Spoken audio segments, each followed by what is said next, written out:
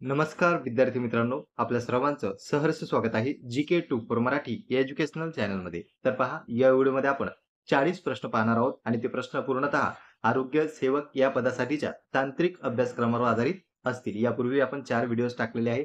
त्यामध्ये सुद्धा 40-40 प्रश्नांचा सराव केलेला आहे आणि हे जे प्रश्न असतील पहिल्या प्रश्नांपेक्षा वेगळे आहेत, पण तुमच्या सिलेबसला धरून आणि 10वीच्या दर्जाचे प्रश्न असणार आहेत. तर चला जास्त वेळ न गमावता सुरुवात करूया आजच्या प्रश्नांना. पहिलाच प्रश्न आहे आपला, दळणवळण उपग्रहाच्या कक्षेमध्ये जी चे मूल्य किती असते? तर ते असते 0.225 मीटर पर सेकंदचा वर्ग. तर या ठिकाणी हे लक्षात ठेवा. दळणवळण उपग्रहाच्या कक्षेमध्ये जी चे मूल्य असते 0.225.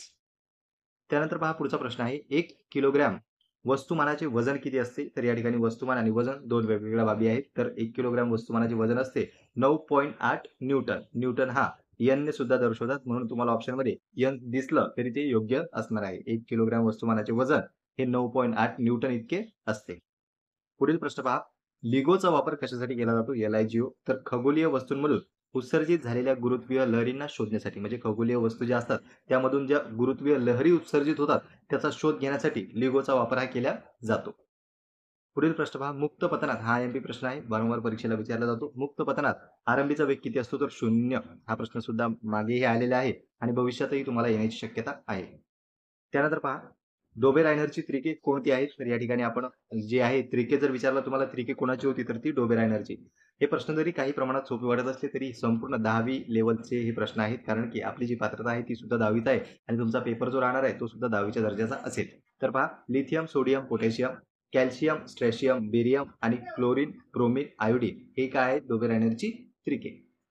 त्यानंतर पुढील प्रश्न पहा, मेंडेलिव्हच्या आवर्त सारणीमध्ये मेंडेलिव्हची जी आवर्त सारणी होती, इका बोरॉन, इका अॅल्युमिनियम आणि इका सिलिकॉनच्या जागी अनुक्रमे कोणती मूलद्रव्ये आली आहे? तर पहा, सुरुवातीला त्यांनी काय भागित केलं होतं? इका बोरॉन, इका अॅल्युमिनियम आणि इका सिलिकॉन. तर यांची जागा घेतलेली आहे स्कॅन्डियम, गॅलियम आणि जर्मेनियम. स्कॅनेडियम, गॅलियम आणि जर्मेनियम अनुक्रमे या तिघांची जागा घेतलेली आहे. कशाची? इका बोरॉन, इका अॅल्युमिनियम आणि इका सिलिकॉनने. कोणत्या आवर्त सारणीमध्ये? आधुनिक आवर्त सारणीमध्ये.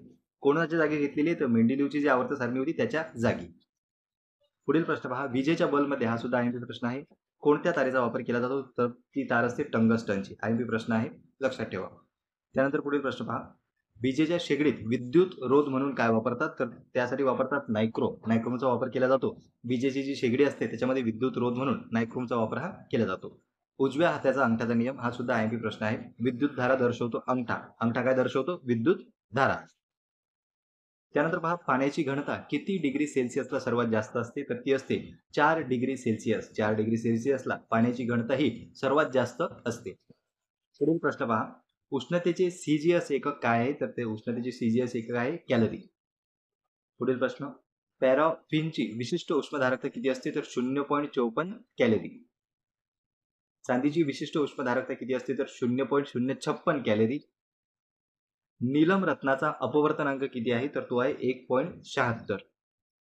पुढील प्रश्न, घन फ्लिंट काचाचा अपवर्तनांक किती आहे? हा सुद्धा आयएमपी प्रश्न आहे. तर याचं योग्य उत्तर आहे 1.66. घन फ्लिंट काच जो असतो त्याचा अपवर्तनांक आहे 1.66.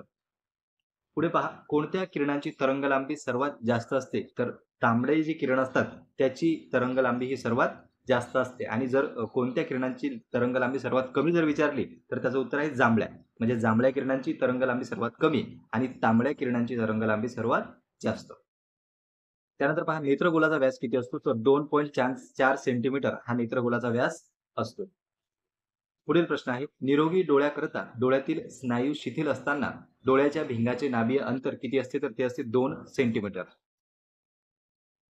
पुढचा प्रश्न आहे, ज्या दृष्टीदोषामध्ये जवळच्या वस्तू व्यवस्थित दिसतात त्या दृष्टीदोषाला काय म्हणतात? तर निकट दृष्टीदोष. निकट दृष्टीदोष म्हणजे काय?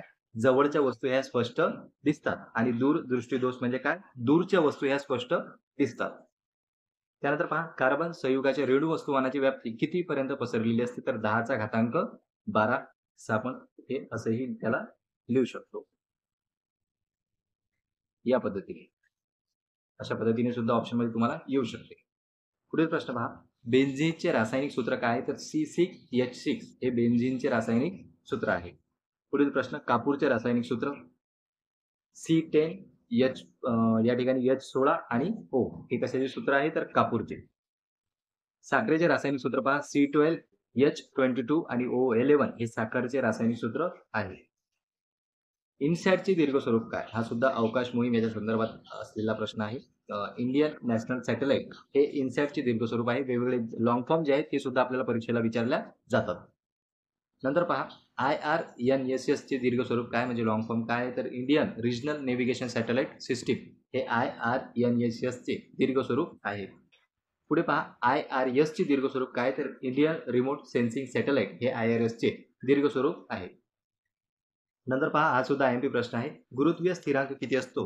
तर 6.67 गुणिले 10चा घात -11 म्हणजे तुम्ही त्याला 6.67 गुणिले 10चा घात -11 तर हे अशा पद्धतीने सुद्धा ऑप्शनमध्ये दिसू शकते.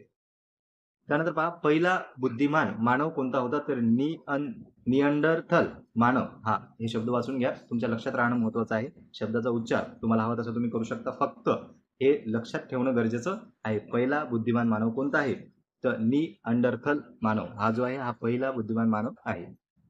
त्यानंतर पहा मानवी शरीरात किती टक्के पाणी असते तर 65 ते 70% जवळपास मानवी शरीरात पाणी असते. पेशी विभाजन किती प्रकारे होते तर सूत्री विभाजनाने आणि अर्ध गुणसूत्री विभाजनाने पेशी विभाजन होत असते. नंतर पहा अधिरूषण नलिकेची लांबी किती असते तर 6 मीटर. एका शुक्राणूची लांबी किती असते तर ती असते 60 मायक्रोमीटर. वन्यजीव संरक्षण कायदा 1972च्या कलम 49 अ मध्ये काय दिलेले आहे तर दुर्मिळ होत चाललेल्या प्राण्यांच्या व्यापारावर पूर्ण बंदी जी आहे ती करण्यात आलेली आहे. त्यासाठी हे कलम महत्वाचं ठरते. 1972चा वन्यजीव संरक्षण कायदा त्यामध्ये 49 अ हा अगोदरही प्रश्न आलेला आहे आणि भविष्यातही येण्याची शक्यता आपण वर्तवू शकतो. त्यानंतर पहा चपट्या कृमी संघाची उदाहरणे कोणती आहेत तर प्लॅनेरिया, लिव्हर फ्ल्यूक आणि पट्टकृमी ह्या कशाच्या चपट्या कृमी संघाची उदाहरणे आहेत. जर गोलकृमी प्राणी संघातील उदाहरणे पाहिली तर ती आहेत पोटातील जंत, हत्तीपाय रोगाचा जंत आणि डोळ्यातील जंत. नंतर पहा कॉफी बनवण्याच्या प्रक्रियेत कोणते सूक्ष्मजीव भाग घेतात तर लॅक्टोबॅसिलस ब्रुईस हे कॉफी बनवण्याच्या प्रक्रियेत भाग घेतात. लॅक्टोबॅसिलस ध्यानात ठेवा आणि त्यानंतर ब्रुईस म्हणजे ब्रू नावाची कॉफी आहे त्याच्यावरून तुम्ही लक्षात ठेवू शकता ब्रुईस. नंतर पहा वाईन आणि सिडार बनवण्याच्या प्रक्रियेत कोणत्या सूक्ष्मजीवाचा उपयोग केला जातो. हा सूक्ष्मजीव सुद्धा महत्वाचा आहे तर सुक्रोमायसिस सेरेव्हिसी याचा वापर केला जातो वाईन आणि सिडार बनवण्यासाठी. नंतर पहा अवयव दान प्रत्यारोपण यावर नियंत्रण करण्यासाठी कोणता कायदा आहे तर तो आहे ट्रान्सप्लांटेशन ह्युमन ऑर्गन ऍक्ट 1994चा. पुढील प्रश्न राष्ट्रीय आपत्ती प्रतिसाद दलाची स्थापना हा सुद्धा आयोजित प्रश्न आहे. आपत्ती व्यवस्थापन स्पेशल टॉपिक दिलेला आहे आपल्या सिलेबसचा म्हणून 2005चा हा कायदा आहे. कोणता राष्ट्रीय आपत्ती प्रतिसाद दल स्थापन करण्यासाठी हा कायदा 2005चा तो आहे. वर्ष ध्यानात ठेवा त्याचं. तर पहा मित्रांनो या व्हिडिओमध्ये आपण महत्त्वपूर्ण 40 प्रश्नांचा सराव केलेला आहे. प्रश्न तुम्हाला कसे वाटले कमेंट बॉक्समध्ये नक्की कळवा आणि जर तुमचे काही सजेशन असतील तेही तुम्ही सुचवू शकता. पुन्हा भेटूया एका नवीन व्हिडिओत. धन्यवाद.